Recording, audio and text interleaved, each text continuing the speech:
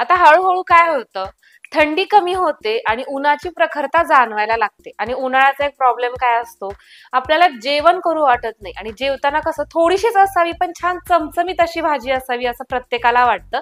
तर त्याच्यामुळेच ना आज मी थोडंसं वेगळ्या पद्धतीचं काहीसं तुमच्या बरोबर शेअर करणार आहे. आता बघा ना, वांग्याचं भरीत म्हटलं की प्रत्येकाच्या तोंडाला पाणी सुटतं. आणि भरीत म्हणजे काय हो, अगदी साधी सोपी रेसिपी. फक्त वांग भाजायचं, चटणी मीठ मिक्स करायची आणि ते खायचं, भन्नाट लागतं. तशाच पद्धतीचा भरताचा थोडासा वेगळा प्रकार आज मी तुमच्या बरोबर शेअर करणार आहे. चला तर मग रेसिपीला सुरुवात करूया. भरीत करण्यासाठी नेहमीप्रमाणे आपण वांग न घेता आज घेतलेला आहे भोपळा. तर इथं तुम्ही बघू शकता अगदी छान कोवळा भोपळा आपल्याला घ्यायचा आहे. आणि सगळ्यात अगोदर थोडंसं तेल टाकून घेऊयात आणि सगळीकडनं व्यवस्थित असं हे लावून घ्यायचंय. आता रेसिपीला सुरुवात करण्यापूर्वीच हा भोपळा मी स्वच्छ धुवून घेतलाय बरं का. आता हा भोपळा आपल्याला भाजून घ्यायचा. तर गॅसचा फ्लेम आपल्याला मीडियम ठेवायचा आहे. आता मुळात भोपळा हा प्रकार आहे ना अत्यंत कमी लोकांना आवडतो. म्हणजे सांबरमध्ये जर भोपळा टाकला तर माणूस ते खातो, पण फक्त भोपळ्याची भाजी मात्र खात नाही, कारण की त्याची चव थोडीशी वेगळी वाटते.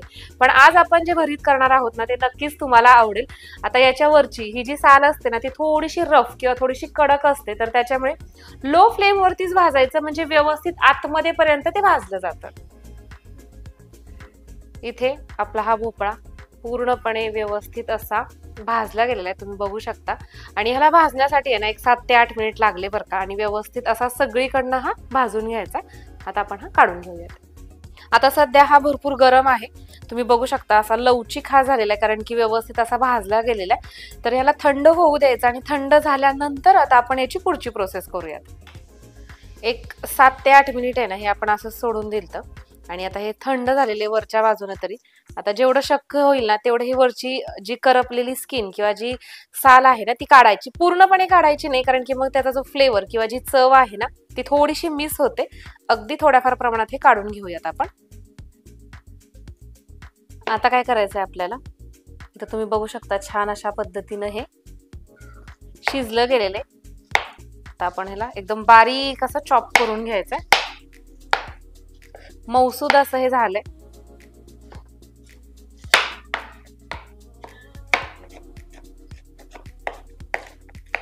हे असं एकदम बारीक असं ह्याला चुरून घ्यायचंय थोडक्यात, म्हणजे एकजीव झालं पाहिजे.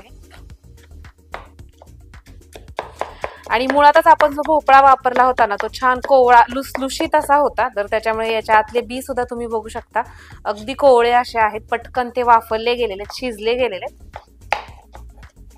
आज आपण आहे ना हे भरीत मस्तपैकी मातीच्या कढईमध्ये करतोय.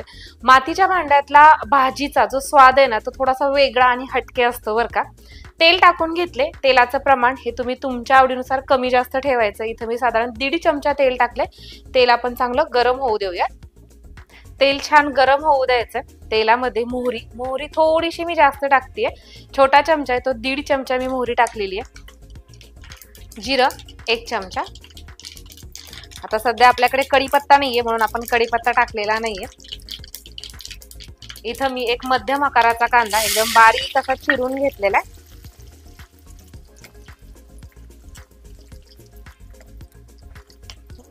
एखाद मिनिट कांदा तेलामध्ये परतल्यानंतर छान असा तो ट्रान्सपरंट झालेला आहे.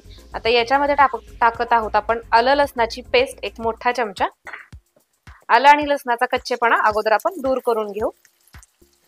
आता यामध्ये आपण टाकत आहोत टोमॅटो 1 छोट्या आकाराचा आहे. आणि सोबतच आपण कोथिंबीर सुद्धा टाकतो, कारण की फोडणीमध्ये कोथिंबीर टाकल्यानंतर त्याचा फ्लेवर आणखीन जास्त छान उठून येतो.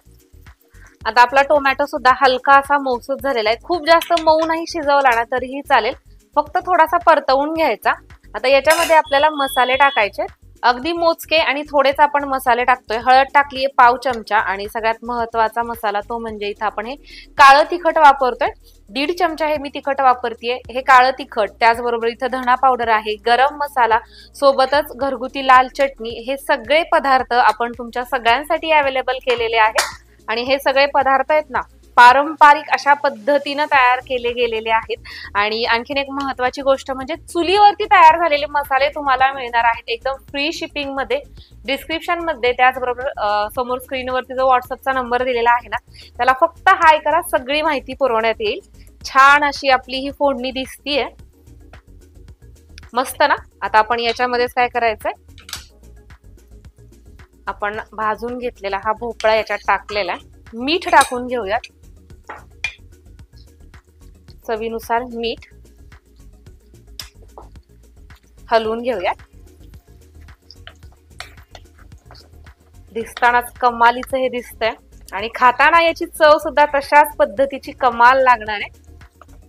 अगोदर आपण शिजवून घेतले त्याच्यामुळे आता याला काही एवढा खूप जास्त वेळ लागत नाही, पण मसाल्याचा जो फ्लेवर आहे ना तो पूर्णपणे या सगळ्या भरितामध्ये उतरला पाहिजे, तर त्याच्यामुळे ह्याला 1-2 मिनिट आपण झाकून ठेवूयात।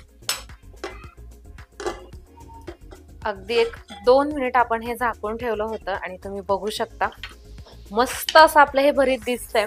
आणि जो व्यक्ती पहिल्यांदा खाईल त्याला जर तुम्ही सांगितलं नाही ना की हे भोपळ्याचं आहे वांग्याचं नाही, तर त्याच्या लक्षात सुद्धा यायचं नाही। मस्त कमालीचं असं आपलं हे भरीत झालेलं आहे, सर्व करूया।